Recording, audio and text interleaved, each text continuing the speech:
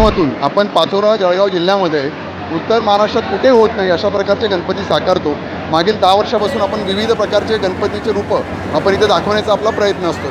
ज्यावेळेस यावर्षी आपण वाळूचं शिल्प इथे आपण केलेलं आहे। नर्मदाच्या किनारे असलेली जी वाळू आहे, साधारण 3 ब्रास वाळू आपण गुजरातमधून आपण इथे आणलेली आहे आणि त्याच्या माध्यमातून रविराज चिपकर हे जे वेंगुर्ल्याचे आहेत त्या सँड आर्टिस्ट आपण इथे बोलवले होते आणि त्यांनी सलग 3 दिवस इथे काम करून हे मागे वाळूचं शिल्प साकारलं आहे। ज्यामध्ये आपल्याला दिसतंय की एक कैलाश पर्वत आहे, त्या कैलाश पर्वतावर महादेव हे शांतपणे निद्रास्तपणे झोपलेले आहेत। त्यांच्या खालीच बालगणेश झोपलेला आहे आणि खाली मस्त उंदीर मामा झोपलेला आहे। अशा प्रकारचा एक देखावा एक आपण इथे दाखवण्यात आलेला आहे। एक दुसऱ्या प्रकारचा आपण एक पर्यावरणपूरक नेहमी आपण संदेश देण्याचा आपला प्रयत्न असतो आणि त्या हिशोने बऱ्याच वेळेस आपण पाण्याच्या बॉटल्स पाणी पितो आणि ते आपण काही न करता फेकून देत असतो, रस्त्यावर फेकून देत असतो, जे काही डिस्पोज होत नसतात, ते पर्यावरणाला हानिकारक असतात।